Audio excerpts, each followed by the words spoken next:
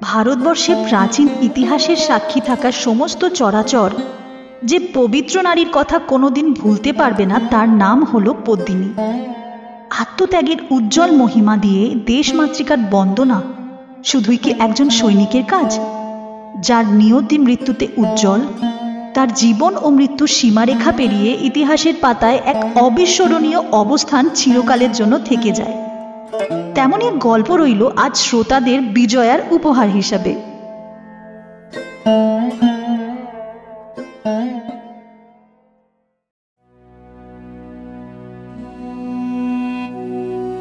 বাপ্পাদিত্যের সময়ে মুসলমানেরা ভারতবর্ষে প্রথম পদার্পণ করেন। তারপর থেকে সূর্যবংশের অনেক রাজা অনেকবার চিতোরের সিংহাসনে বসেছেন। রাজ সিংহাসন নিয়ে কত ভাইয়ে ভাইয়ে বিচ্ছেদ, কত মহামহা যুদ্ধ, কত রক্তপাত, কত অশ্রুপাতই হয়ে গেছে। কিন্তু এত রাজা, এত যুদ্ধ বিগ্রহের মধ্যে কেবল জনকতক রাজার নাম আর গুটি কতক যুদ্ধের কথা সমস্ত রাজপুতের প্রাণে এখনও সোনার অক্ষরে লেখা রয়েছে। তার মধ্যে একজন হচ্ছেন মহারাজ খোমান, যিনি 24 বার মুসলমানের হাত থেকে চিতোরকে রক্ষা করেছিলেন, যিনি আরব উপন্যাসের সেই বগদাদের খালিফ হারুন অল রশিদের ছেলে আল মামুনকে চিতোরের রাজপ্রাসাদে অনেক দিন বন্দি রেখেছিলেন। আশীর্বাদ করতে হলে এখনও যার নাম করে রাজপুতেরা বলে, খোমান তোমায় রক্ষা করুন। আরেকজন রাজা মহারাজ সমর সিংহ, যেমন বীর তেমনই ধার্মিক। তিনি যখন নাগা সন্ন্যাসীর মতো মাথার উপর ঝুঁটি বেঁধে পদ্মবীজের মালা গলায় ভবানীর খাড়া হাতে নিয়ে রাজসিংহাসনে বসতেন, তখন বোধ হতো যেন সত্যই ভগবান একলিঙ্গের দেওয়ান কৈলাস থেকে পৃথিবীতে রাজত্ব করতে এসেছেন। তখনকার দিল্লীশ্বর চৌহান পৃথ্বীরাজের হাত থেকে শাহাবুদ্দিন করি যখন দিল্লির সিংহাসনের সঙ্গে অর্ধেক ভারতবর্ষ কেড়ে নিতে এসেছিলেন, সেই সময় এই মহারাজ সমর সিংহ 13,000 রাজপুত আর নিজের ছেলে কল্যাণকে নিয়ে অর্ধেক ভারতবর্ষের রাজা পৃথ্বীরাজের পাশে পাশে কাগার নদীর তীরে মুসলমানদের সঙ্গে যুদ্ধ করতে গিয়েছিলেন। সেই যুদ্ধই তার শেষ যুদ্ধ। পৃথ্বীরাজ সমর সিংহের প্রাণের বন্ধু, তার আদরের মহিষী মহারানী পৃথার ছোট ভাই। দুইজনে বড় ভালোবাসা ছিল। তাই বুঝি এই শেষ যুদ্ধে সমর সিংহ জন্মের মতো বন্ধুত্বের সমস্ত ধার শুধে দিয়ে চলে গেলেন। যখন যুদ্ধের দিনে প্রলয়ের ঝড় বৃষ্টির মাঝে পৃথ্বীরাজের লক্ষ লক্ষ হাতি ঘোড়া সৈন্য সামন্ত ছিন্ন ভিন্ন ছারখার হয়ে গেল, যখন জয়ের আর কোনো আশা নেই, প্রাণের মায়া কাটাতে না পেরে যখন প্রায় সমস্ত রাজাই পৃথ্বীরাজকে বিপদের মাঝে রেখে একে একে নিজের রাজত্বের মুখে পালিয়ে চললেন, তখন একমাত্র সমর সিংহ স্ত্রী, পুত্র, পরিবার, রাজনকুট, রাজসিংহাসন তুচ্ছ করে প্রাণের বন্ধু পৃথ্বীরাজের জন্য মুসলমানদের সঙ্গে ঘোর যুদ্ধে প্রাণ দিলেন। আগে সেই ধর্মাত্মা মহাবীর সমর সিংহ, তার 16 বছরের ছেলে কল্যাণ আর সেই 13,000 রাজপুতের বুকের রক্তে কাগার নদীর বালুচর রাঙা হয়ে গেল। তবে পৃথ্বীরাজ বন্দী হলেন। তবে দিল্লির হিন্দু সিংহাসন মুসলমান বাদশাহ শাহাবুদ্দিনের হস্তগত হল। এখন সে শাহাবুদ্দিন কোথায়? কোথায় বা সেই দিল্লির রাজভক্ত? কিন্তু যে ধর্মাত্মা বন্ধুর জন্য নিজের প্রাণকে তুচ্ছ করলেন, সেই মহাবীর সমর সিংহের নাম রাজপুত কবিদের সুন্দর গানের মধ্যে চিরকাল অমর হয়ে আছে। এখনও রাজপুতানায় সেই গান গেয়ে কত লোক রাস্তায় রাস্তায় ভিক্ষা করে। সমর সিংহের পর থেকে প্রায় 100 বৎসর কেটে গেছে। চিতোরের রাজ সিংহাসনে তখন রাঙা লক্ষণ সিংহ আর দিল্লিতে পাঠান বাদশাহ আলাউদ্দিন। সেই সময় একদিন রানা লক্ষণ সিংহের কাকা ভীমসিংহ সিঙ্গল দ্বীপের রাজকুমারী পদ্মিনীকে বিয়ে করে সমুদ্র পার থেকে চিতোরে ফিরে এলেন। পদ্মের সৌরভ যেমন সমস্ত সরোবর প্রফুল্ল করে ক্রমে দিক দিগন্তে ছড়িয়ে যায়, তেমনি কমলালয়া লক্ষ্মীর সমান সুন্দরী সেই পদ্মমুখী রাজপুত্রাণী পদ্মিনীর রূপের মহিমা, গুণের গরিমা দিনে দিনে সমস্ত ভারতবর্ষ আমোদ করলে। কি দিন দুঃখীর সামান্য কুটির, কি রাজাধিরাজের রাজপ্রাসাদ! এমন সুন্দরী এহেন গুণবতী কোথাও নেই। এই আশ্চর্য সুন্দরী পদ্মিনীকে নিয়ে ভীমসিংহ যখন চিতোরের একধারে সাদা পাথরে বাঁধানো সরোবরের মধ্যস্থলে রাজ অন্তঃপুরের শীতল কোঠায় সুখে দিন কাটাচ্ছিলেন, সেই সময় একদিন দিল্লিতে তখনকার পাঠান বাদশাহ আলাউদ্দিন খাস মহলের ছাদে গজদন্তের খাটিয়ায় বসে বসন্তের হাওয়া খাচ্ছিলেন। আকাশে চাঁদ উঠেছিল। পাশে শরবতের পেয়ালা হাতে পিয়ারি বেগম বসেছিলেন। পায়ের কাছে বেগমের এক নতুন বাঁধি সারঙ্গীর সুরে গজল গাইছিল। বাদশাহ হঠাৎ বলে উঠলেন,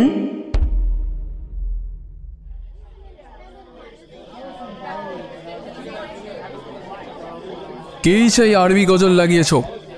হিন্দুস্তানের গান গাও। তখন পিয়ারি বেগমের নতুন বাঁধি নতুন করে সারঙ্গী বেঁধে নতুন সুরে গাইতে লাগলো।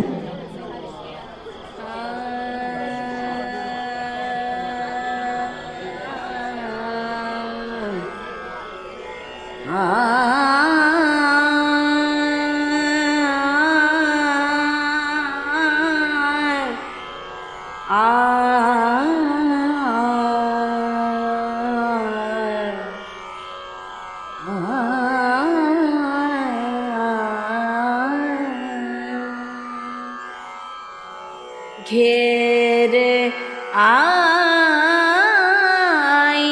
है कारी बदरिया,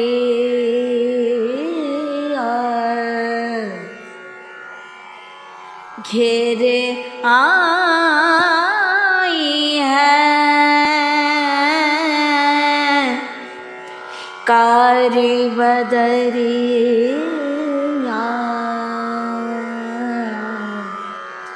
राधे बिना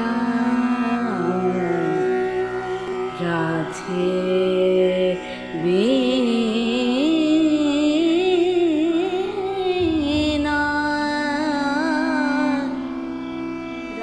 আলাউদ্দিন বলে উঠলেন, আমি হিন্দুস্তানের বাদশাহ, কোনো রাজারও তোয়াক্কা রাখি না, কোনো দেবতাকেও ভয় করি না। আমি পিয়ারি, আমি কালই সেই পদ্মফুল তুলতে যাব। বাঁধি আবার গাইতে লাগলো। राधे बिना राधे बिना लागे ना मोरा जिया, घेरे आई है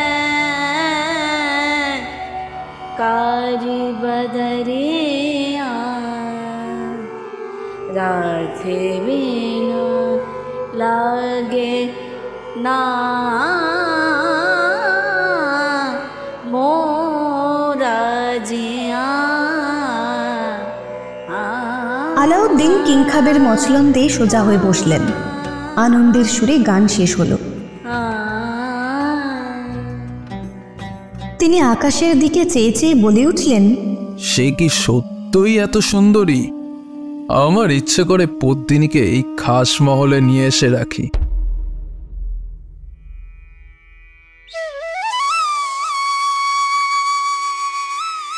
তারপর 3 লক্ষ লক্ষ সৈন্য নিয়ে আলাউদ্দিন চিতোরের মুখে চলে গেলেন। পাঠান সৈন্য যেদিক দিয়ে গেল সেই দিকে পথের দুই ধারে ধানের ক্ষেত, লোকের বসতি ছারখার করে যেতে লাগলো। তখন বসন্তকাল। সমস্ত চিতোর জুড়ে দিকে দিকে আনন্দের রোল উঠেছে। হরি হে, হরি হে। ঘরে ঘরে আবিরের ছড়াছড়ি, হাসির হো হো আর বাসন্তী রঙের বাহার। সেই ফাগুনে ভরা আনন্দ আর হাসি খেলার মাঝখানে একদিন চিতোরে খবর পৌঁছলো আলাউদ্দিন আসছেন। ঝড়ের মুখে প্রদীপের মতো চিতোরের সমস্ত আনন্দ এক নিমেষে নিভে গেল। তখন কোথায় রইল রানার রাজসভায় ধ্রুপদ খেয়ালে হরিবর্ণনা? কোথায় রইল রানীদের অন্তরে ফাগুন মে হরি মাচাও বলে মিষ্টি সুরে মধুর গান?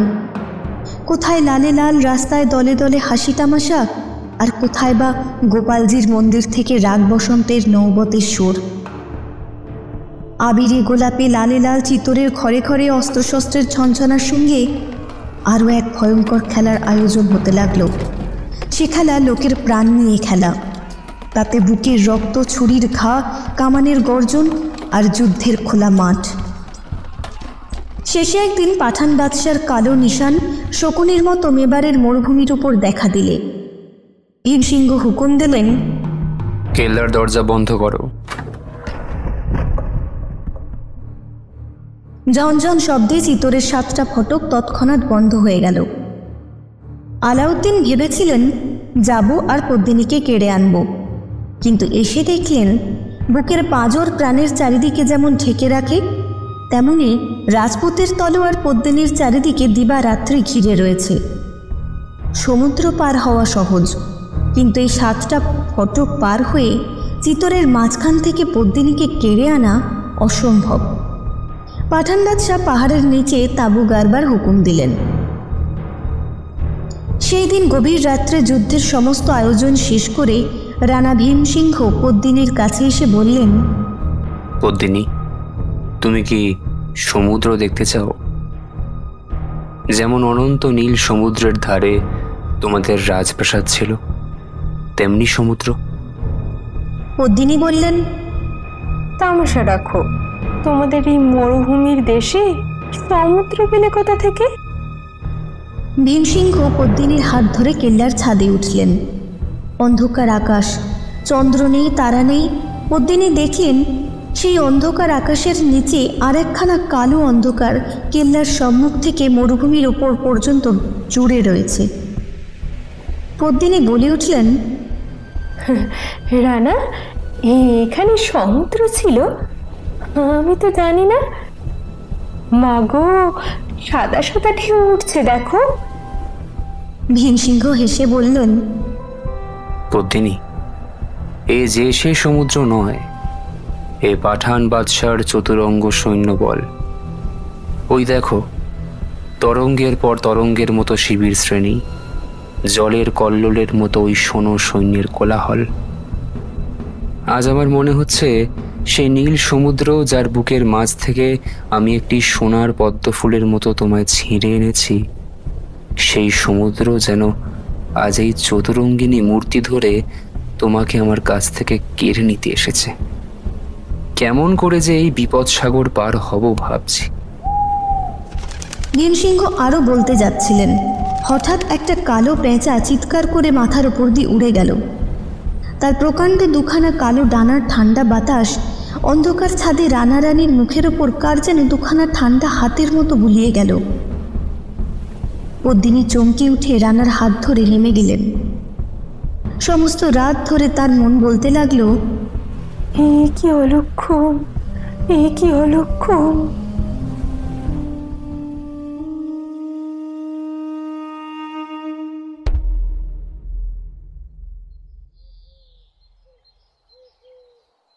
তারপর দিন পূবের আকাশে ভোরের আলো সবেমাত্র দেখা দিয়েছে। এমন সময় একজন রাজপুত সওয়ার পাঠান শিবিরে উপস্থিত হলো। বাদশাহ আলাউদ্দিন তখন রূপোর কুর্সিতে বসে তসবি দানা জপ করছিলেন। খবর হলো, রানা লক্ষণ সিংয়ের দূত হাজির। বাদশাহ হুকুম দিলেন, হাজির হনেকে কহো। রানার দূত 3 বার কুর্নিশ করে বাদশার সামনে দাঁড়িয়ে বললে, রানা জানতে চান বাদশার সঙ্গে তার কিসের এত বিবাদ যে আজ এত সৈন্য নিয়ে তিনি চিতরে উপস্থিত হলেন? আলাউদ্দিন উত্তর করলেন, রানার সঙ্গে আমার কোনো শত্রুতা নেই।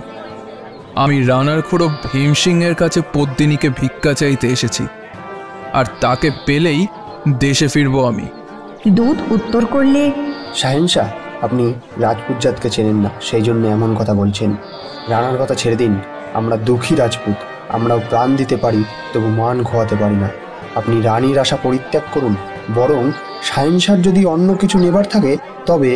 আলাউদ্দিন দূতের কথায় বাধা দিয়ে বললেন, হিন্দুস্তানের বাদশার এক কথা, হয় পদ্মিনী নয় যুদ্ধ। রানার দূত পিছু হটে 3 বার কুর্নিশ করে বিদায় হলো।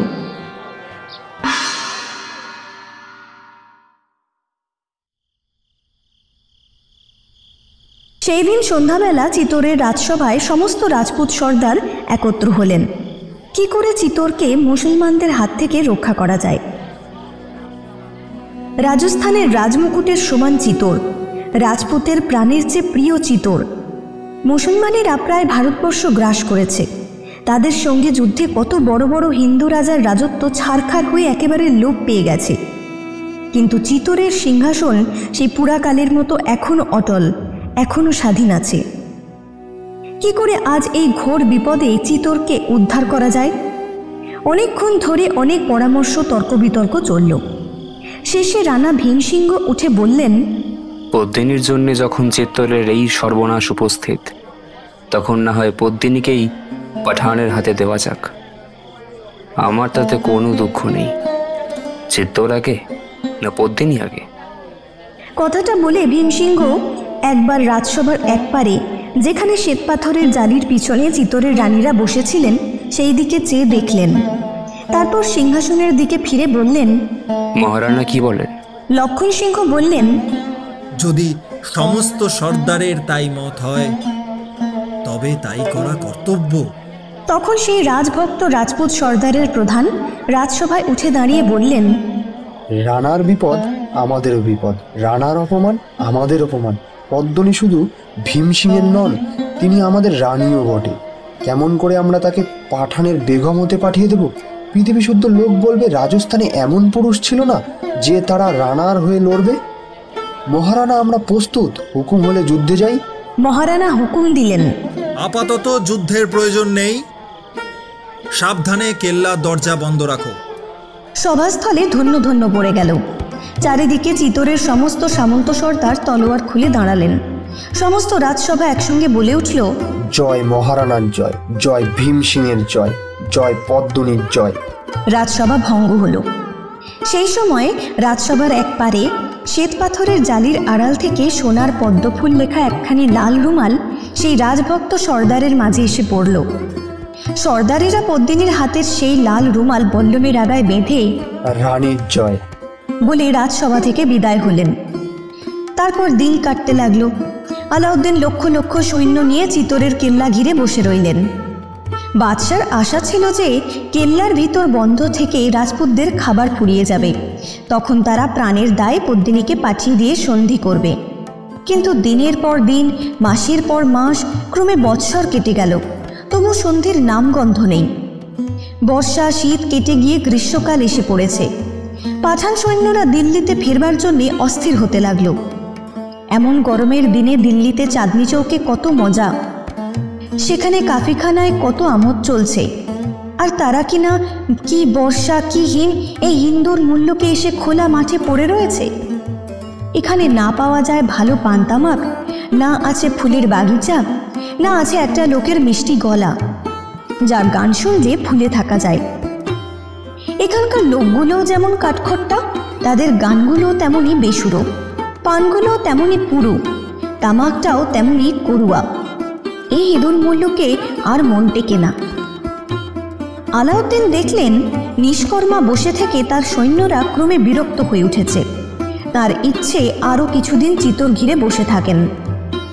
যে কোনো উপায় হোক সৈন্যদের স্থির রাখতে হবে। বাদশাহ তখন এক এক দিনে এক এক দল সৈন্য নিয়ে শিকার করে বেড়াতে লাগলেন। সেই সময় একদিন শিকার শেষে আলাউদ্দিন শিবিরে ফিরে আসছেন। একদিকে সবুজ জনারের ক্ষেত সন্ধ্যার অন্ধকারে কাজলের মতো নীল হয়ে এসেছে, আরেকদিকে পাহাড়ের উপর চিতরের কেল্লা মেঘের মতো দেখাচ্ছে। মাঝে সুড়ি পথ, সেই পথে প্রথমে শিকারি পাঠানের দল বড় বড় হরিণ ঘাড়ে গাইতে গাইতে চলেছে। তারপর বড় বড় আমির ওমরা, কেউ হাতির পিঠে কেউ ঘোড়ায় চড়ে চলেছেন। সব শেষে বাদশাহ আলাউদ্দিন, এক হাতে ঘোড়ার লাগাম আর হাতে সোনার জিঞ্জির বাঁধা প্রকাণ্ড একটা শিকারে পাখি। বাদশাহ ভাবতে ভাবতে চলেছেন, এতদিন হয়ে গেল তবু তো চিতর দখল হলো না। সৈন্যরা দিল্লি ফেরবার জন্য ব্যস্ত, আর কতদিন তাদের ভুলিয়ে রাখা যায়? যে পদ্মিনীর জন্য এত সৈন্য নিয়ে এত কষ্ট সয়ে বিদেশে এলেন, সেই পদ্মিনীকে তো একবার চোখেও দেখতে পেলেন না। বাদশাহ একবার বাঁ হাতের প্রকাণ্ড শিকরে পাখিটির দিকে চেয়ে দেখলেন। হয়তো তার মনে হচ্ছিল, যদি কোনো রকমে দুখানা ডানা পাই তবে এই বাজটার মতো চিতরের মাঝখান থেকে পদ্মিনীকে ছো মেরে নিয়ে আসি। হঠাৎ সন্ধ্যার অন্ধকারে ডানার একটুখানি ঝটাপট সেই ঘুমন্ত শিকরে পাখির কানে পৌঁছালো। সে ডানা ঝেড়ে খাড় ফুলিয়ে বাদশার হাতে সোজা হয়ে বসল। আলাউদ্দিন বুঝলেন তার শিকারি বাজ নিশ্চয়ই কোনো শিকারের সন্ধান পেয়েছে। তিনি আকাশে চেয়ে দেখলেন মাথার উপর দিয়ে দুখানি পান্নার টুকরোর মতো একজোড়া সুখসারি উড়ে চলেছে। বাদশাহ ঘোড়া থামিয়ে বাজের পা থেকে সোনার জিঞ্জির খুলে নিলেন। তখন সেই প্রকাণ্ড পাখি বাদশার হাত থেকে ছেড়ে নিঃশব্দে অন্ধকারে আকাশে উঠে কালো দুখানা ডানা ছড়িয়ে দিয়ে শিকারীদের মাথার উপরে একেবারে স্থির হয়ে দাঁড়ালো। তারপর একেবারে 300 গজ আকাশের উপর থেকে এক টুকরো পাথরের মতো সেই দুটি সুখ সারির মাঝে এসে পড়ল। বাদশা দেখলেন একটি পাখি ভয়ে চিৎকার করতে করতে সন্ধ্যার আকাশে উড়ে বেড়াচ্ছে, আরেকটি পাখি প্রকাণ্ড সেই বাজের থাবার ভিতর ছটফট করছে। তিনি শীষ দিয়ে বাজ পাখিটাকে ফিরে ডাকলেন। পোষা বাজ শিকার ছেড়ে বাদশার হাতে উড়ে এলো, আর ভয়ে মৃতপ্রায় সেই সবুজ সুখ ঘুরতে ঘুরতে মাটিতে পড়ল। বাদশা আনন্দে সেই তোতা পাখি তুলে নিতে হুকুম দিয়ে শিবিরের দিকে ঘোড়া ছোটালেন। আর সেই তোতা পাখির জোট পাখিটি প্রথমে করুণ সুরে ডাকতে ডাকতে সেই শিকারীদের সঙ্গে সঙ্গে সন্ধ্যার আকাশ দিয়ে অনেকক্ষণ ধরে উড়ে চলল। শেষে ক্রমে ক্রমে আস্তে আস্তে ভয়ে ভয়ে যে ওমরাহের হাতে একটি ছোট খাঁচায় ডানা ভাঙা তার সঙ্গী তোতা ছটফট করছিল, সেই খাঁচার উপর নির্ভয়ে এসে বসল। ওমরাহ আশ্চর্য হয়ে বলে উঠলেন, কি আশ্চর্য সাহস! তোতার বিপদ দেখে তুতিও আপনি এসে ধরা দিয়েছে। আলাউদ্দিন তখন পদ্মিনীর কথা ভাবতে ভাবতে চলছিলেন। হঠাৎ ওমরাহের মুখে এই কথা শুনে তার মনে হলো, যদি ভীম সিংহকে ধরা যায় তবে হয়তো সেই সঙ্গে রানী পদ্মিনীও ধরা দিতে পারে।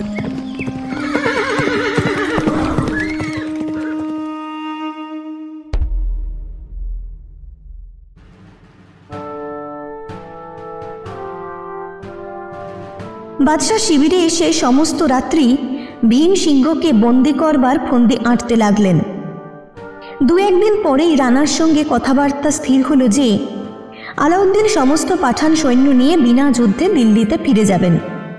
তার বদলে একমাত্র তিনি একখানি আয়নার ভিতরে রাজপুত রানী পদ্মিনীকে একবার দেখতে পাবেন।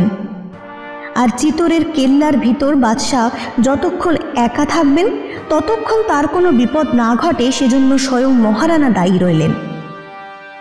বাদশাহ চিতোর যাবার জন্য প্রস্তুত হতে লাগলেন। শিকার যে এত শীঘ্র ফাঁদে পা দেবে আলাউদ্দিন স্বপ্নেও ভাবেননি। তিনি মহা আনন্দে পাঠান ওমরাহদের নিয়ে সমস্ত পরামর্শ করে স্থির করলেন। তারপর বৈকালে গোলাপ জলে স্নান করে কিংখাবের জামাজোড়া, মতির কণ্ঠমালা, হিরে পান্নার শিরপ্যাঁচ পরে শাহিনশাহ সাদা ঘোড়ার উপর সোনার রেকাবে পা দিয়ে বসলেন।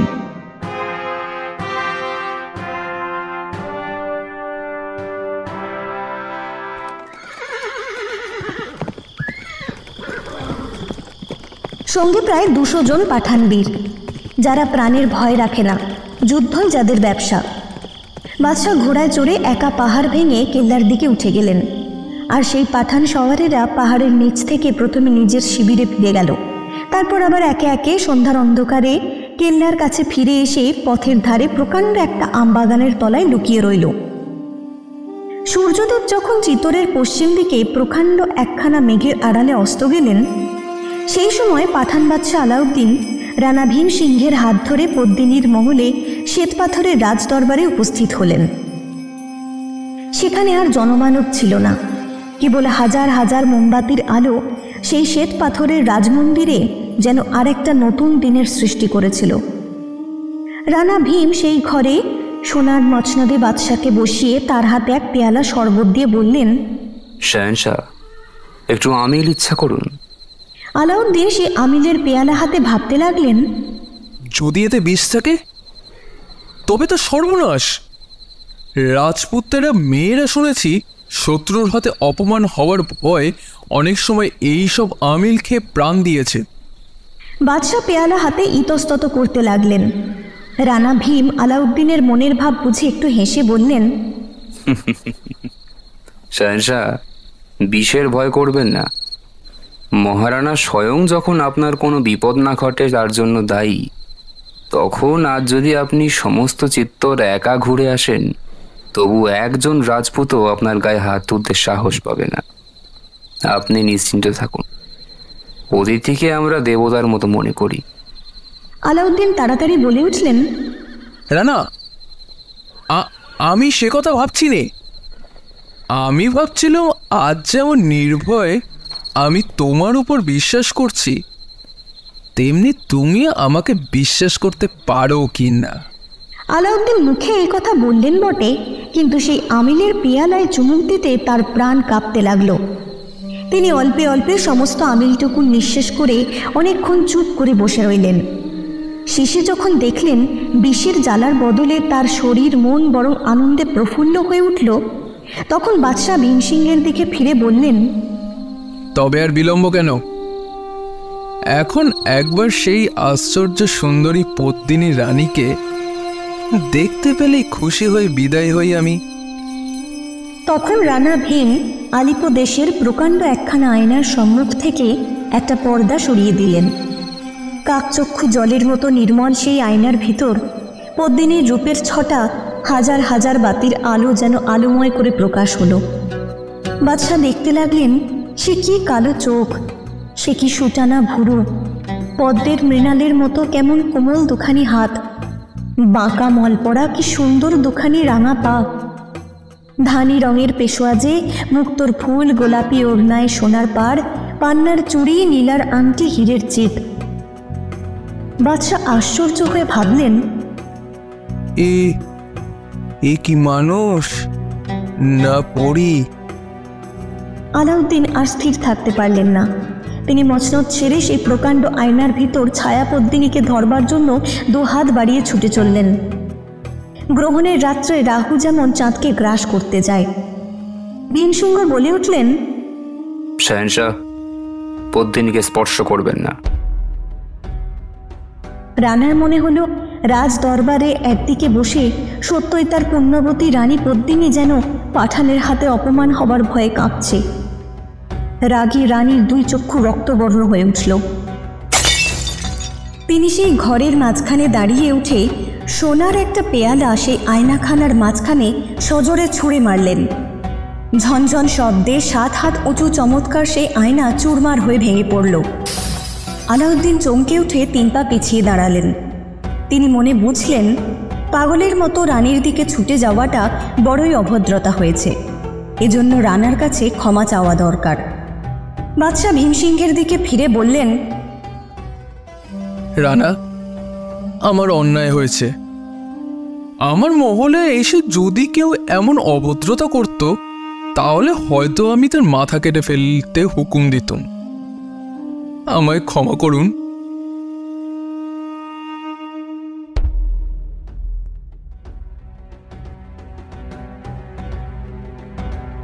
তারপর অনেক তোষামোদ, অনেক অনুনয় বিনয়ে রানাকে সন্তুষ্ট করে গভীর রাত্রে আলাউদ্দিন ভীমসিংহের কাছে বিদায় চাইলেন। পেয়ালার পর পেয়ালা আমিল খেয়ে একেই রানার প্রাণ খুলে গিয়েছিল। তার উপর দিল্লির বাদশাহ তার কাছে যখন ক্ষমা চাইলেন, তখন তার মন একেবারে গলে গেল। রানা আদর করে নতুন বন্ধু দিল্লির বাদশাকে কেল্লার বাইরে পৌঁছে দিতে চললেন। অমাবস্যার রাত্রি, আকাশে শুধু তারার আলো, পৃথিবীতে কালো অন্ধকার, ঘরে ঘরে দরজা বন্ধ।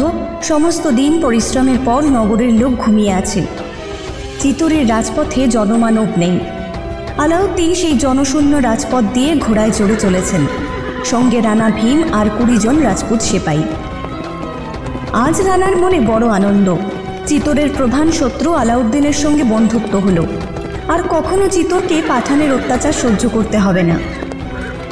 রানা যখন ভাবলেন কাল সকালে পাঠান সৈন্য চিতোর ছেড়ে চলে যাবে, যখন ভাবলেন চিতোরের সমস্ত প্রজা কাল থেকে নির্ভয়ে রানা রানীর জয় জয়কার দিয়ে যে যার কাজে লাগবে, তখন তার মন আনন্দে নৃত্য করতে লাগলো।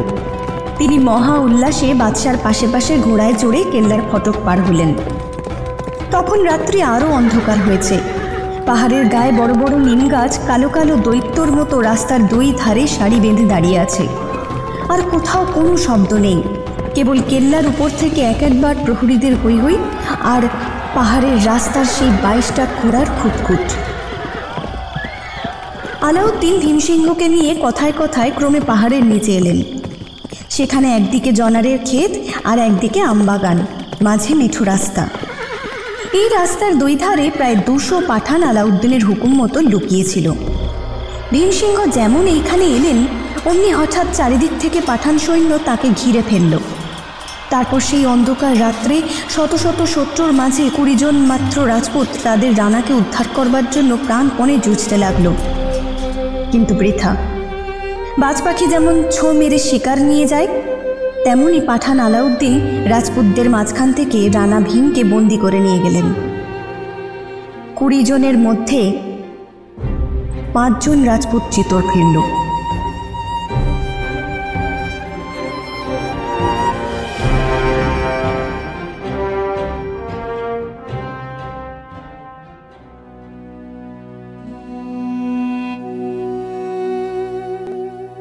প্রতিপদের সকালবেলায় সমস্ত চিতরের রাষ্ট্র হল ভীমসিংহ বন্দী হয়েছেন।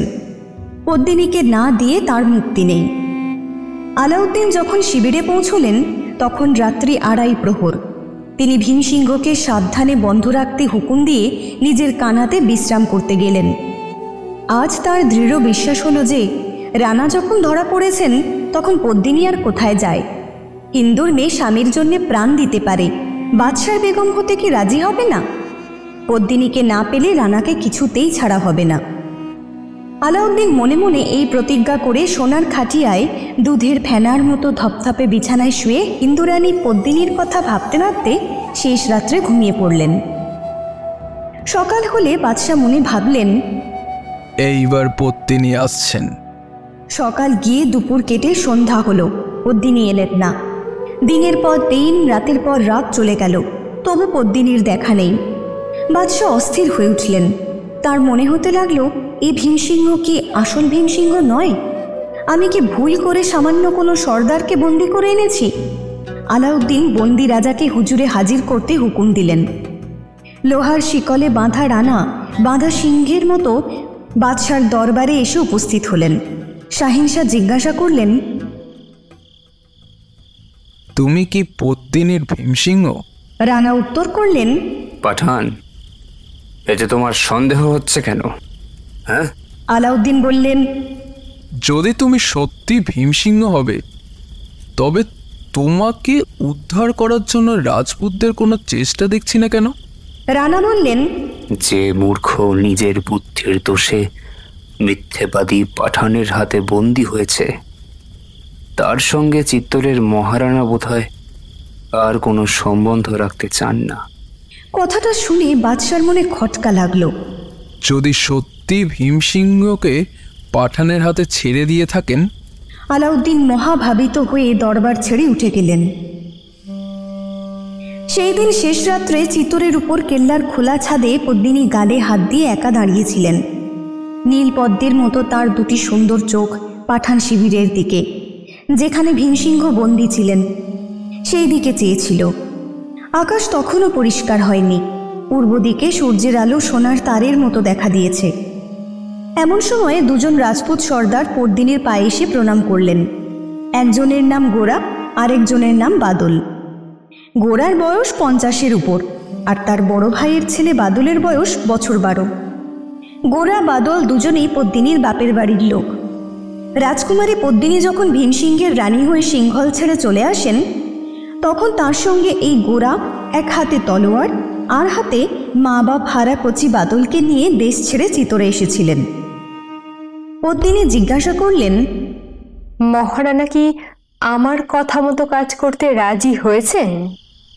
তারই হুকুমে রানীজিকে পাঠান শিবিরে পাঠাবার বন্দোবস্ত করার জন্যে এখনই বাদশার সঙ্গে দেখা করতে চলেছি। পদ্মিনী একটু হেসে বললেন, যাও, বাদশাকে বলো আমার জন্যে দিল্লিতে একটা নতুন মহল বানিয়ে রাখেন। গোরা বাদল বিদায় নিলেন। দেখতে দেখতে সমস্ত পৃথিবী প্রকাশ করে সূর্যদেব উদয় হলেন। পদ্মিনী দেখলেন আলাউদ্দিনের লাল রেশমের প্রকাণ্ড শিবির সকালবেলার সূর্যের আলোয় ক্রমে ক্রমে রক্তময় হয়ে উঠল। তিনি বাদশাহের সেই কানাতের দিকে চেয়ে চেয়ে বলে উঠলেন, ধূর্ত পাঠান, তোতে আমাতে আজ যুদ্ধ আরম্ভ হলো। দেখি দেখি কার কত দূর ক্ষমতা।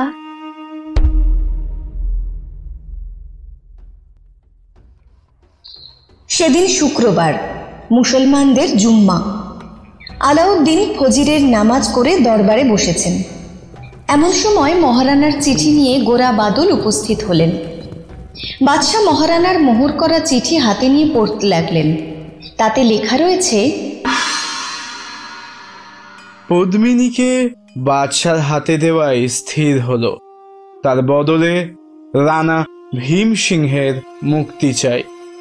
আরও রাজরানী পদ্মিনী সামান্য স্ত্রী লোকের মতো দিল্লি যেতে পারেন না। তার প্রিয় সখীরাও যাতে পদ্মিনীর সঙ্গে থেকে চিরদিন তার সেবা করতে পারেন, বাদশাহ যেন সে বন্দোবস্ত করেন। তাছাড়া চিতোরের রানী পদ্মিনীকে শাহেনশাহ শিবিরে পৌঁছে দেবার জন্যে যেসব বড় বড় ঘরের রাজপুতানি সঙ্গে যাবেন, তাদের যাতে কোনো অসম্মান না হয় সেজন্য বাদশাহ তার সমস্ত সৈন্য কেল্লার সামনে থেকে কিছু দূরে সরিয়ে রাখবেন। শেষে মহারানার ইচ্ছা যে এরপর থেকে আলাউদ্দিন আর যেন তার সঙ্গে শত্রুতা না করেন।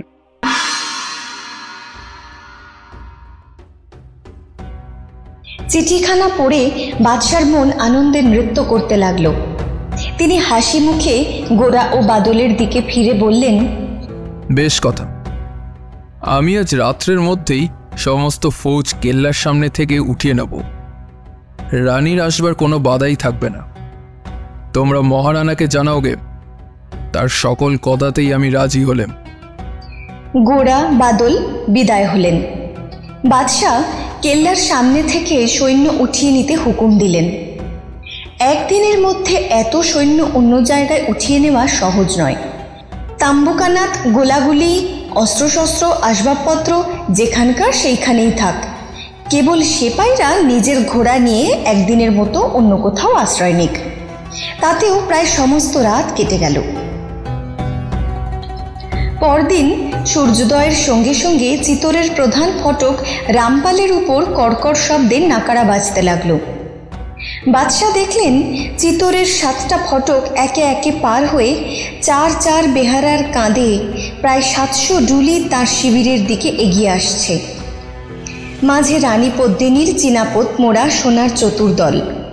তার এক পাশে 50 বৎসরের সর্দার গোরা, আর এক পাশে 12 বৎসরের বালক বাদল, দুইজনেই ঘোড়ায় চড়ে। পদ্মিনী আর তার সহচরীদের থাকবার জন্যে বাদশাহ প্রায় 8 ক্রোশ জুড়ে কানাত ফেলেছিলেন। আলাউদ্দিন একলা বসে দেখতে লাগলেন। 1, 2 করে প্রায় 700 পালকি কানাতের ভিতর থেকে বেরিয়ে চিতোরের মুখে চলে গেল। সঙ্গে ঘোড়ায় চড়ে 12 বৎসরের বাদল। বাদশাহ একজন ওমরাহকে জিজ্ঞাসা করলেন, এসব পালকিতে কারা যায়? শুনলেন চিতোর থেকে যে সকল বড় ঘরের রাজপুতানি রানীকে বিদায় দিতে এসেছিলেন তারা ফিরে গেলেন। বাদশাহ জিজ্ঞাসা করলেন, ভীমসিংহ কোথায়? উত্তর হলো, অন্দরে আছেন। আলাউদ্দিন শিবিরের এক কোণে বালির ঘড়ির দিকে চেয়ে দেখলেন 8 ঘন্টা হয়ে গেছে। এইবার পদ্মিনীর সঙ্গে দেখা হবে। বাদশাহ সাজগোজ করবার জন্যে অন্য এক শিবিরে উঠে গেলেন। সেখানে আতর, গোলাপ, হিরে জহরতের ছড়াছড়ি। কোথাও সোনার আতরদানে 1000 টাকা ভরি গোলাপি আতর, কোথাও মুক্তোর তাজ পান্না শির প্যাঁচ, কৌটো ভরা মানিকের আংটি, আলনায় সাজানো কিংখাবের জামাজোড়া, রেশমি রুমাল, জরির লপেটা। বাদশাহ যতক্ষণ কিংখাবের জামাজোড়া, জরির লপেটা পরে আয়নার সম্মুখে পাকা দাড়িতে গোলাপি আতর লাগাচ্ছিলেন, ততক্ষণ সেই 700 পালকির একখানিতে রানা ভীমসিংহকে লুকিয়ে মেবারের বাছা বাছা রাজপুত সর্দারেরা পাঠান শিবিরের মাঝখান দিয়ে চিতোরের মুখে এগিয়ে চলেছেন। ক্রমে আলাউদ্দিনের সাজগোজ সাঙ্গ হল। 8 ঘন্টা শেষ হয়ে 1 ঘন্টা পূর্ণ হতে চলল। এখনও পদ্মিনীর শিবির থেকে ভীমসিংহ ফিরে এলেন না। বাদশাহ গোরাকে ডাকতে হুকুম দিলেন। গোরার কোনো সন্ধান পাওয়া গেল না। আলাউদ্দিন আর স্থির থাকতে পারলেন না। ব্যস্ত সমস্ত হয়ে যেখানে 8 ক্রোশ জুড়ে কানাত খাটানো হয়েছিল সেইখানে উপস্থিত হলেন। দেখলেন পদ্মিনীর সোনার চতুর্দল শূন্য পড়ে আছে। যে লাল মখমলের প্রকাণ্ড শিবিরে তিনি চিতরের রানী পদ্মিনীকে মানিকের খাঁচায় পাখিটির মতো পুষে রাখবেন ভেবেছিলেন, সেই শিবির অন্ধকার। কোথায় পদ্মিনী, কোথায় তার 100 সখী, আর কোথায় বা বন্দি ভীমসিংহ? পাঠান শিবিরে হুলুস্থুলু পড়ে গেল। সকলেই শুনলে পালকি বেয়ারা সেজে রাজপুতেরা বন্দি রানাকে ফাঁকি দিয়ে নিয়ে গেল। বাদশাহ তখনই সমস্ত সৈন্য জড়ো করতে হুকুম দিয়ে 2000 ঘোড়সওয়ার নিয়ে চিতরের মুখে বেরিয়ে গেলেন।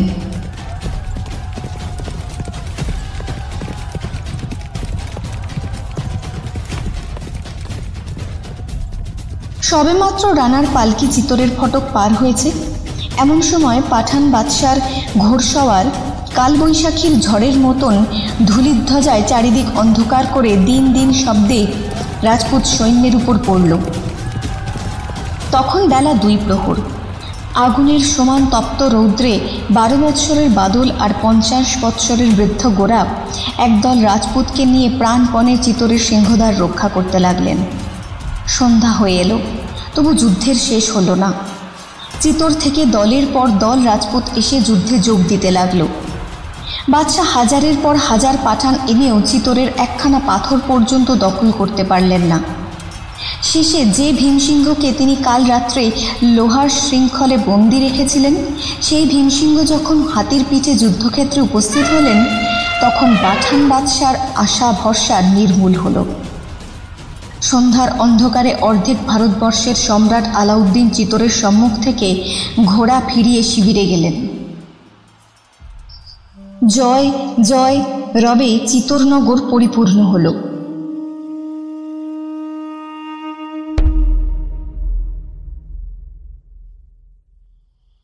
সেই দিন গভীর রাত্রেই যুদ্ধ শেষে রানা ভীমসিংহ যখন পদ্মিনীর শয়নকক্ষে বিশ্রাম করতে এলেন, তখন রানার 2 চক্ষে জল দেখে পদ্মিনী জিজ্ঞাসা করলেন, এই সুখের দিনে চোখে জল কেন? রানা নিঃশ্বাস ফেলে বললেন, পদ্মিনী, আজ আমার পরম উপকারী চিরবিশ্বাসী গোড়া চিরদিনের মতো যুদ্ধের খেলার সাঙ্গ করে দেবলোকে চলে গেছে।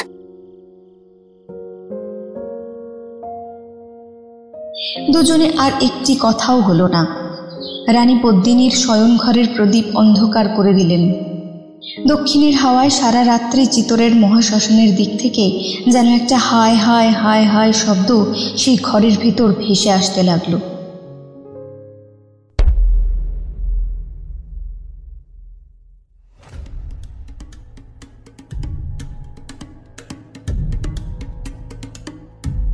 আলাউদ্দিন যখন পদ্মিনীর আশায় চিতর ঘিরে বসেছিলেন, সেই সময় কাবুল থেকে মোগলের দল একটু একটু করে ক্রমেই ভারতবর্ষের দিকে এগিয়ে আসছিল। রাজপুতের কাছে হার মেনে বাদশাহ নিজের শিবিরে এসে শুনলেন মোগল বাদশাহ তৈমুরলং দিল্লি আক্রমণ করতে আসছেন।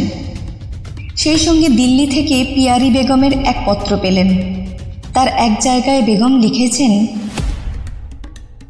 শাহেনশাহ, আর কেন? পদ্মিনীর আশা পরিত্যাগ করুন। হে মধুকর, তুমি পদ্মের সন্ধানে মরুভূমির মাঝে ফিরতে লাগলে, আর বনের ভাল্লুক এসে তোমার সাধের মৌচাক লুটে গেল। সকলেই আল্লাহর ইচ্ছে। আজ অর্ধেক ভারতবর্ষের রাজা, কাল হয়তো পথের ভিখারি। হায় রে হায়, দিল্লির পিয়ারি বেগমকে এতদিনে বুঝি মোগল দস্যুর বাদী হতে হলো। বাদশাহ পিয়ারির চিঠি পড়ে স্তম্ভিত হলেন। বিপদ যে এত গুরুতর তা তিনি স্বপ্নেও ভাবেননি। আলাউদ্দিন তৎক্ষণাৎ শিবির ওঠাতে হুকুম দিলেন। সেই রাত্রে পাঠান ফৌজ রাজস্থান ছেড়ে কাশ্মীরের মুখে চলে গেল।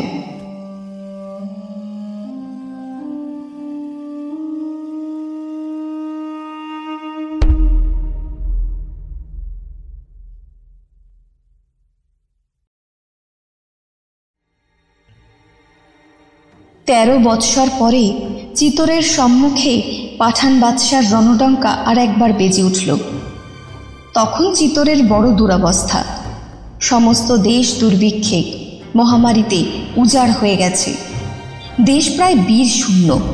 নতুন নতুন লোকের হাতে যুদ্ধের ভার। রানা ভীমসিংহ সেই সব নতুন সৈন্য, নতুন সেনাপতি নিয়ে গ্রামে গ্রামে পথে পথে পাঠান সৈন্যকে বাধা দিতে লাগলেন, কিন্তু তার সমস্ত চেষ্টা ব্যর্থ হল।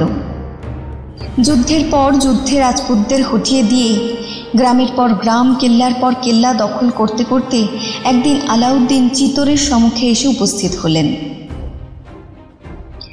বাদশাহী ফৌজ চিতোরের দক্ষিণে পাহাড়ের উপর গড়বন্দি তাঁবু সাজিয়ে রাজপুতের সঙ্গে শেষ যুদ্ধের জন্য অপেক্ষা করতে লাগল। এবার প্রতিজ্ঞা, চিতোরের কেল্লা ভূমিষ্যাৎ না করে দিল্লি ফেরা নয়। মলিন মুখে রানা ভীমসিংহ চিতোরগড়ে ফিরে এলেন। ভীমসিংহ বললেন, চিত্তর এখনো বীর শূন্য হয়নি। এখনো আমরা 1 বৎসর পাঠানের সঙ্গে যুদ্ধ চালাতে পারি, এমন ক্ষমতা রাখি। কাকাজি, আর যুদ্ধ বৃথা। হ্যাঁ, আমি বেশ বুঝতে পারছি পাঠানের সঙ্গে সন্ধি না করলে আর রক্ষা নেই। তবে কেন এই দুর্ভিক্ষের দিনে সমস্ত দেশ জুড়ে যুদ্ধের আগুন জ্বালায়? সমস্ত প্রজা আমার মুখের দিকে চেয়ে আছে। আমার ক্ষতিতে রাজ্যে যদি শান্তি আসে, যদি আগুন নিভে যায়, তবে পাঠানের সঙ্গে সন্ধি করায় ক্ষতি কি?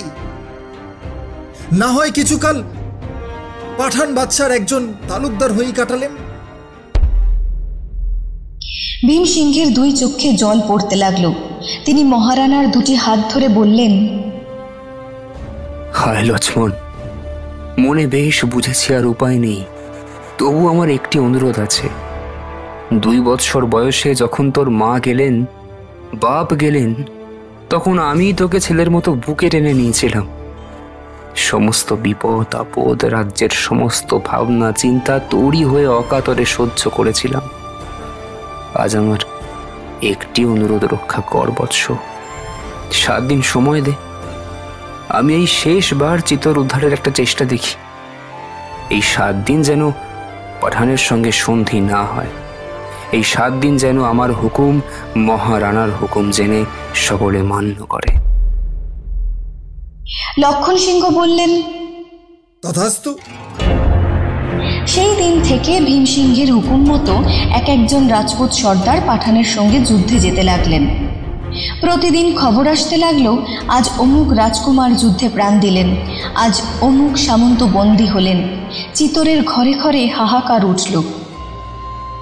সেই হাহাকার, সেই হাজার হাজার অনাথ শিশু আর বিধবার ক্রন্দন পদ্ম সরোবরের মাঝখানে, যেখানে রাজরানী পদ্মিনী শ্বেতপাথরের দেব মন্দিরে পুজোয় বসেছিলেন, সেইখানে পৌঁছল। পদ্মিনী দীর্ঘ নিঃশ্বাস ফেলে পুজো সাঙ্গ করলেন।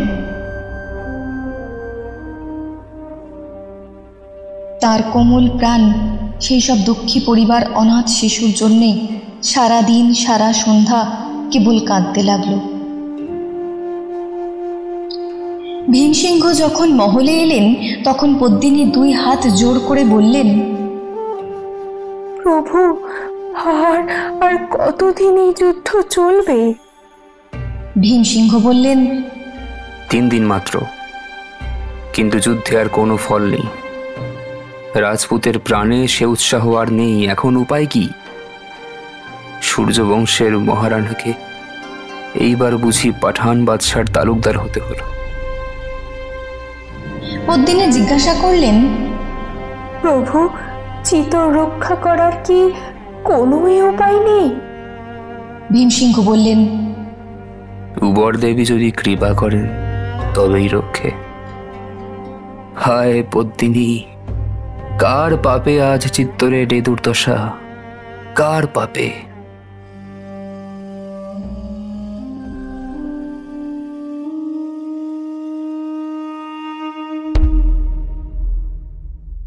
তারপর 2-1টি কথার পর ভীমসিংহ অন্য কাজে চলে গেলেন।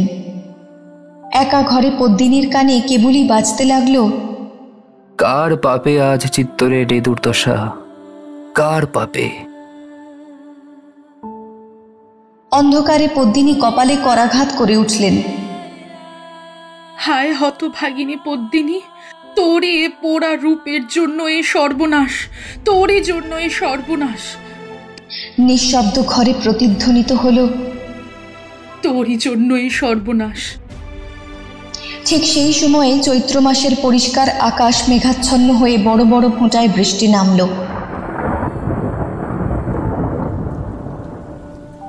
পদ্মিনী একটা মোটা চাদরে সর্বাঙ্গ ঢেকে নিজের মহল থেকে চিতরেশ্বরী উবরদেবীর মন্দিরে একা চলে গেলেন। রাত্রি 2 প্রহর। উবরদেবীর মন্দিরে সমস্ত আলো নিভে গেছে, কেবল একটিমাত্র প্রদীপের আলো। সেই আলোয় বসে দেবীর ভৈরবী রাজরানী পদ্মিনীকে বললেন, মহারানী, আমি আবারও বলি, তুমি যে কাজ করতে যাচ্ছ তার শেষ হচ্ছে মৃত্যু। দেবীর রক্ত অলঙ্কার একবার অঙ্গে পড়লে আর নিস্তার নেই। 6 মাসের মধ্যে জীবন্ত অবস্থায় জ্বলন্ত আগুনে দগ্ধ হতে হবে। পদ্মিনী বললেন, হে মাতাজি, আশীর্বাদ করুন। যে রূপসীর জন্যে রাজস্থানে আজ এই আগুন জ্বলছে, তার সেই পোড়া রূপ জ্বলন্ত আগুনেই ভস্ম হোক। ভৈরবী বললেন, তবে তাই হোক বৎসে, আমি আশীর্বাদ করি। যে চিত্তরের জন্য তুমি নিজের প্রাণ তুচ্ছ করলে, সেই চিত্তরে তোমার নাম যেন অমর থাকে। যে মহাসতীর রক্ত অলঙ্কার আজ তুমি পড়তে চললে, সেই মহাসতী মরণান্তে তোমাকে যেন চরণে রাখেন। রানী পদ্মিনী ভৈরবীর হাত থেকে একটি চন্দন কাঠের কৌটায় উবর দেবীর সমস্ত রত্ন অলঙ্কার নিয়ে বিদায় হলেন।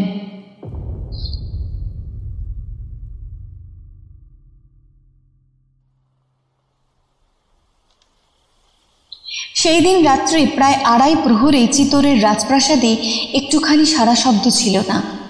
মহারানা নির্জন ঘরে একা ছিলেন।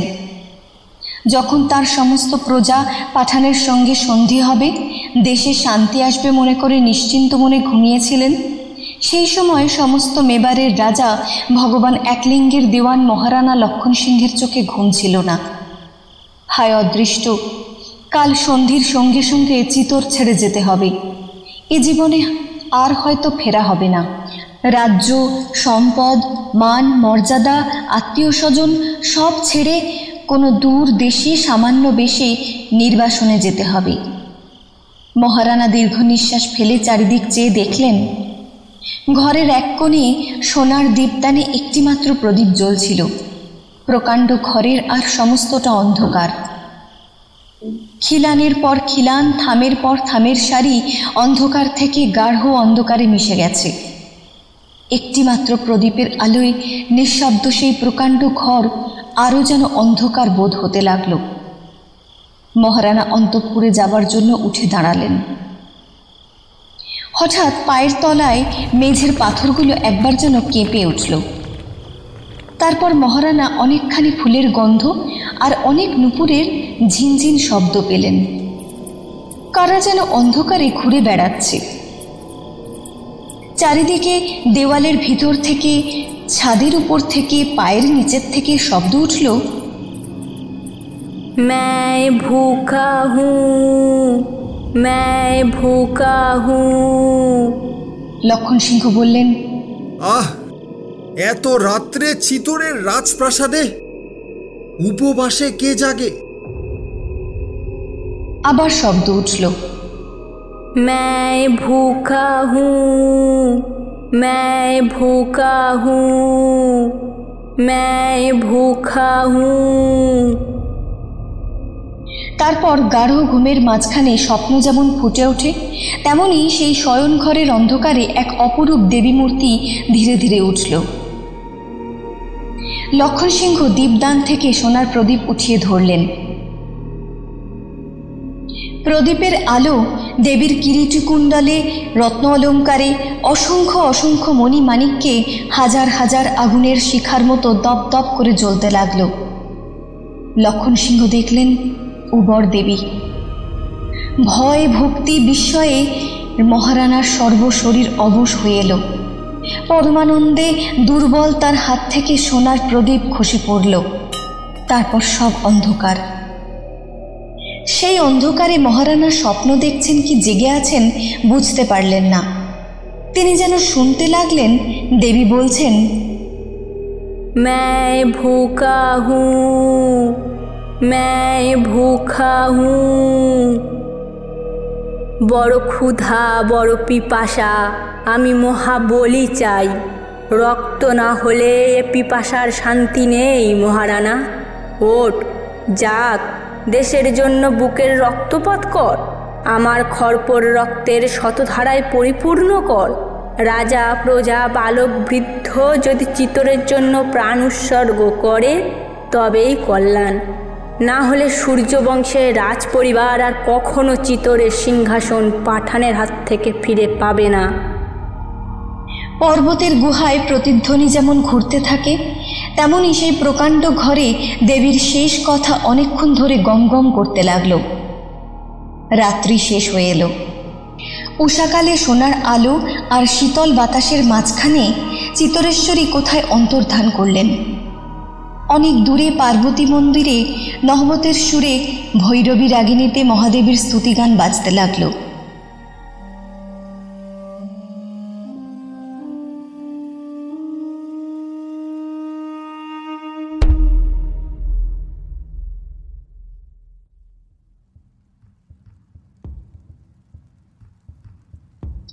প্রত্যুষে রাজদরবারে মহারানা লক্ষণ সিংহ যখন রাত্রের ঘটনা আর দেবীর আদেশ সকলের সম্মুখে প্রকাশ করলেন, তখন সকলে বিস্মিত হলো বটে, কিন্তু অনেকেই সে কথা বিশ্বাস করলে না। যাদের হৃদয়ে বিশ্বাস অটল, ভক্তি অচলা ছিল, যারা চিতরের জন্য প্রাণ দিতে প্রস্তুত, তারা উৎসাহে উন্মত্ত হয়ে উঠল। আর যাদের প্রাণ নিরুৎসাহ, মন দুর্বল, যারা পাঠানের সঙ্গে সন্ধি হলে সুখে স্বচ্ছন্দে দিন কাটাবে ভেবেছিল, তারা ম্রিয়মাণ হয়ে পড়ল। কিন্তু সেই রাত্রে মহারানার আদেশে মেবারের ছোট বড় সামন্ত সর্দারেরা যখন দেবীর নিজের মুখের আদেশ শোনবার জন্যে অন্তঃপুরে সেই ঘরে একত্র হলেন, তখন দ্বীপ্রহরের স্তব্ধ রাজপুরে হাজার হাজার রাজপুত বীরের চোখের সম্মুখে আবার সেই দেবী মূর্তি। मैं भूखा हूँ, मैं भूखा हूँ, मैं भूखा हूँ বলে প্রকাশ হলেন। তখন আর কারো মনে কোনো সন্দেহ রইল না। সকলের মন থেকে সমস্ত অবিশ্বাস, সকল দুর্বলতা নিমেষের মধ্যে দূর হলো। আগুনের তেজে অন্ধকার যেমন দূর হয়ে যায়, সকলেই বীরত্বের নেশায় উন্মত্ত হয়ে উঠল। কেবল রানা ভীমসিংহ যেন সেই দেবী মূর্তির ভিতরে পদ্মিনীকে দেখে মনে মনে তোলপাড় করতে লাগলেন। এ কি দেবী না পদ্মিনী? পদ্মিনী না দেবী? তারপর মহাবলীর উদ্যোগ হল। মহারানা লক্ষণ সিংহ তার 12টি রাজপুত্রের মধ্যে সর্বপ্রধান সবচেয়ে বড় রাজকুমার যুবরাজ অরিসিংহের মাথায় চিতরের রাজমুকুট দিয়ে বললেন, হে ভাগ্যবান, দেবীর আদেশ শিরোধার্য করো, পাঠান যুদ্ধে অগ্রসর হও। আজ তুমি সমস্ত মেবারের মহারানা। এই সমস্ত সামন্ত সর্দার তোমারই প্রজা বলে জানবে। আজ থেকে তোমারই হাতে যুদ্ধের ভার। জয় হলে তোমার পুরস্কার ইহলোকে চিতরের রাজ সিংহাসন, আর যুদ্ধে প্রাণ গেলে তার ফল পরলোকে মহাদেবীর অভয় চরণ। বৃদ্ধ রানা লক্ষণ সিংহ অরিসিংহকে সিংহাসন ছেড়ে দিয়ে নিচে দাঁড়ালেন। নতুন রানার মাথায় চিতরের কিরিট শোভা পেতে লাগলো। চারিদিকে রব উঠল, জয় মহাদেবীর জয়, জয় অরিসিংহের জয়। লক্ষণ সিংহ বললেন, সর্দারগণ, আমার আর একটি শেষ কর্তব্য আছে। সে কর্তব্য দেবীর কাছে নয়, চিতরের কাছে নয়, আমার পিতা পিতামহ স্বর্গীয় মহারানাদের কাছে। এই মহাসমরে মেবারের রাজবংশ একেবারে নির্মূল না হয়, পরলোকে পিতৃপুরুষেরা যাতে জল গণ্ডুষ পান, রাজস্থানে বাপ্পার বংশ যুগে যুগে যাতে অমর থাকে, সেই জন্যে আমার ইচ্ছা অজয় সিংহ নিজের স্ত্রী পুত্র নিয়ে কৈলোরের নির্জন দুর্গে চলে যান। লক্ষণ সিংহ বলতে লাগলেন, যে মহৎ কাজের ভার তোমায় দিলেম, চিতোরের যে কোনো রাজপুত সে ভার পেলে নিজেকে ধন্য বোধ করত। হয়তো আমাদের রক্তপাতে চিতোর উদ্ধার হবে না, হয়তো তোমাকেও চিতোরের জন্য প্রাণপণ করতে হবে। আমরা হয়তো চিতোরকে পরাধীন রেখে চলে যাব, আর হয়তো তুমি সূর্য বংশের উপযুক্ত কোনো বীর পুরুষের হাতে রাজ্যভার দিয়ে পরম সুখে পৃথিবী থেকে বিদায় নিতে পারবে। মনে রেখো, চিতোরের জন্য প্রাণ দেবার যে সুখ, চিতোর পুনরুদ্ধারের সুখ তার শতগুণ। লক্ষণ সিংহ নীরব হলেন। জয় জয় শব্দে রাজসভা ভঙ্গ হল। রাজসভা থেকে বিদায় নেবার সময় অরিসিংহ অজয় সিংহকে বলে গেলেন, চিতোর ছেড়ে যাওয়ার আগে আমার সঙ্গে একবার দেখা করেছে। যাত্রার সমস্ত আয়োজন শেষ করে অজয় সিংহ যখন বড় ভাইয়ের ঘরে গেলেন, তখন অরিসিংহ একখানি চিঠি শেষ করে ছোট ভাইয়ের দিকে ফিরে বললেন, ভাই, আজ আমাদের শেষ দেখা। কাল তুমি একদিকে আর আমি একদিকে। এই শেষ দিনে তোমায় একটি কাজের ভার দিচ্ছি। অরিসিংহ চামড়ায় মোড়া একটি ছোট থলি আর সেই চিঠিখানি অজয় সিংহের হাতে দিয়ে বললেন, অজয়, এই দুটি যত্ন করে রেখো। যদি আমি যুদ্ধ থেকে ফিরে আসি তবে আবার চেয়ে নেব, নয়তো তুমি খুলে দেখো আমার শেষ ইচ্ছা কি। তারপর অজয় সিংহকে আলিঙ্গন করে অরিসিংহ বললেন, চলো ভাই, মায়ের কাছে বিদায় হই।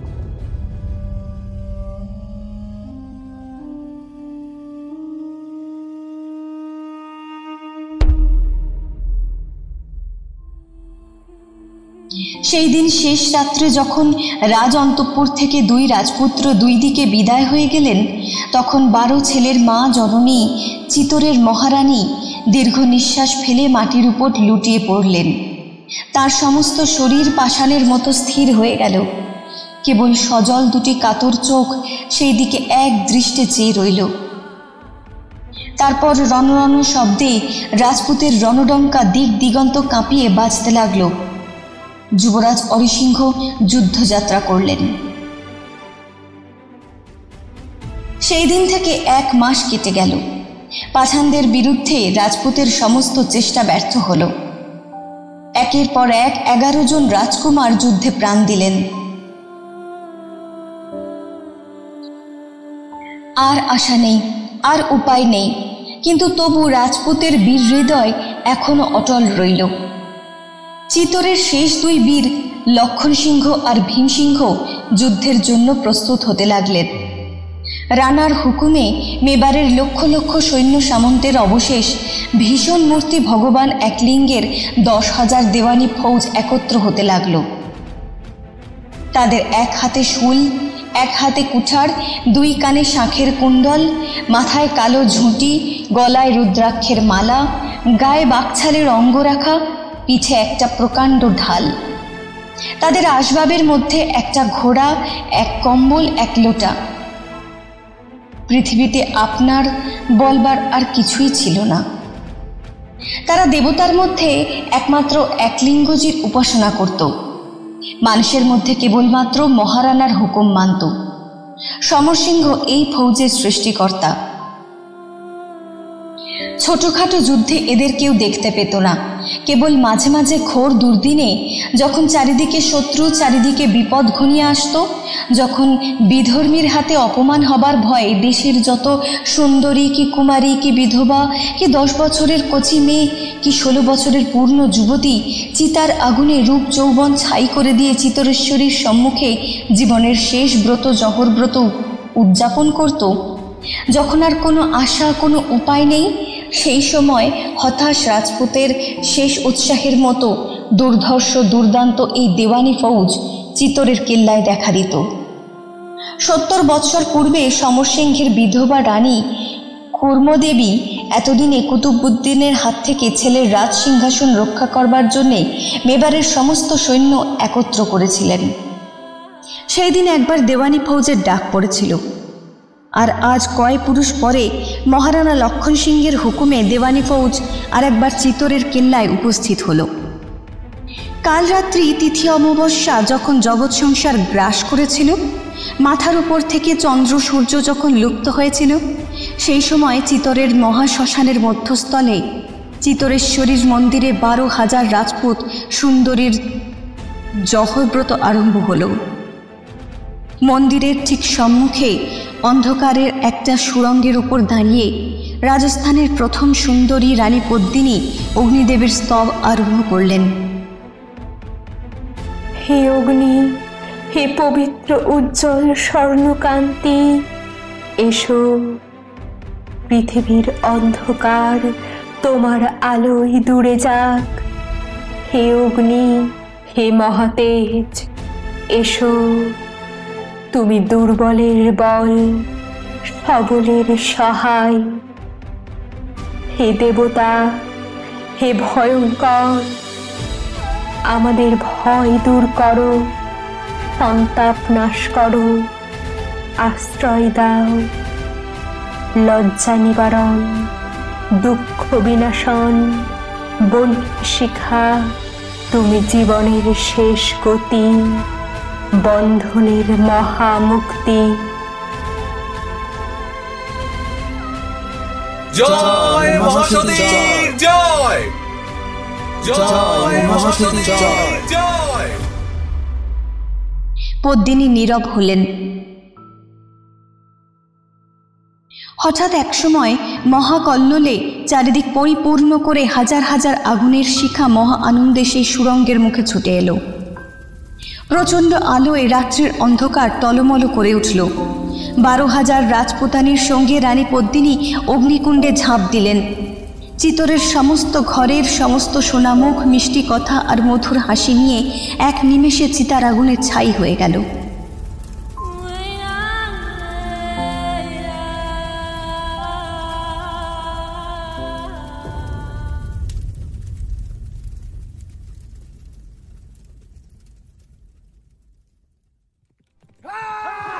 পরদিন সূর্যোদয়ের সঙ্গে সঙ্গে চিতোরের পাহাড় বেয়ে বর্ষাকালের স্রোতের মতো রাজপুত সেনা হরহর শব্দে দিক দিগন্ত কাঁপিয়ে ভয়ঙ্কর তেজে পাঠান সৈন্যের উপর এসে পড়ল।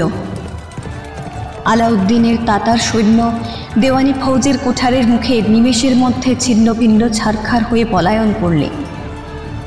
আলাউদ্দিন নতুন নতুন সৈন্য এনে বারংবার রাজপুতদের বাধা দিতে লাগলেন। স্রোতের মুখে বাড়ির বাঁধের মতো তার সমস্ত চেষ্টা প্রতিবার বিফল হল। আলাউদ্দিন নিজে একজন সামান্য বীরপুরুষ ছিলেন না। এর চেয়ে ঢের কম সৈন্য নিয়ে তিনি মেবারের চেয়ে অনেক বড় বড় হিন্দু রাজত্ব অনায়াসে জয় করেছেন। কিন্তু আজ যুদ্ধে রাজপুতের বীরত্ব দেখে তাকে ভয় পেতে হলো। 12 বার তিনি সৈন্য সাজিয়ে রাজপুতদের বাধা দিলেন। 12 বার তাকে ঘুটে আসতে হলো। আলাউদ্দিন বেশ বুঝলেন আজ যুদ্ধের সহজে শেষ নেই।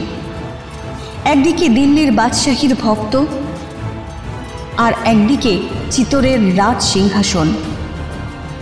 কোনটা থাকে কোনটা যায়।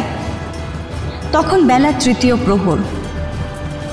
আলাউদ্দিন নিজের সমস্ত ফৌজ একেবারে একসময়ে এই 12,000 রাজপুতের দিকে চালাতে হুকুম দিলেন।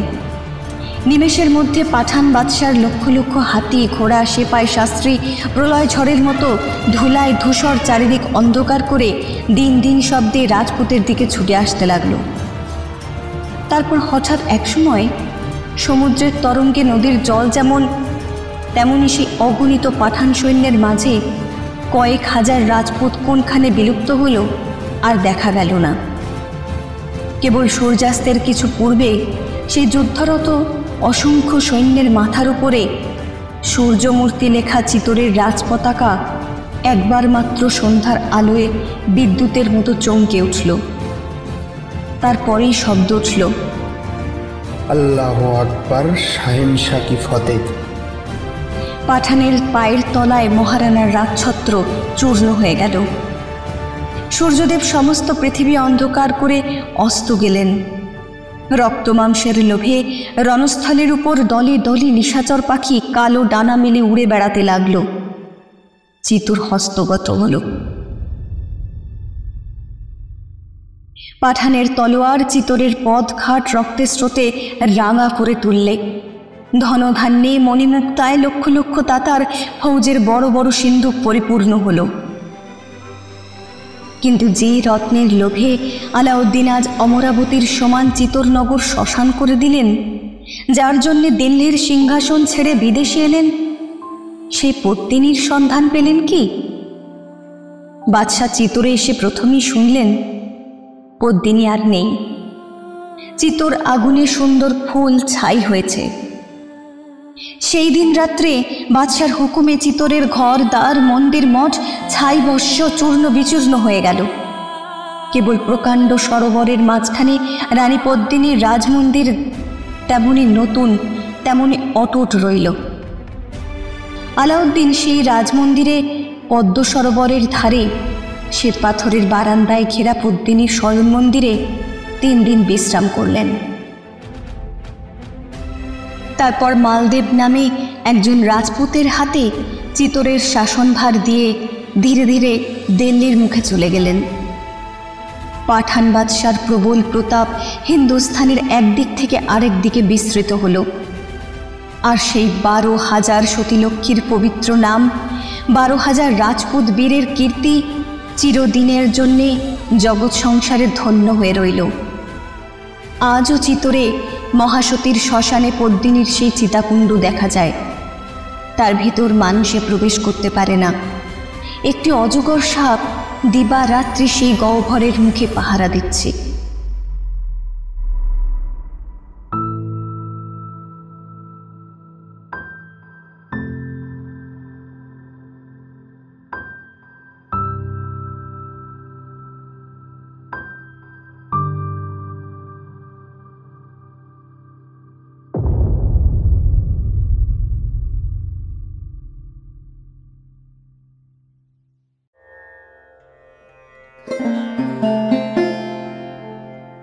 কিছু ইতিহাস থাকে যা শেষ হয়েও কখনো শেষ হয় না।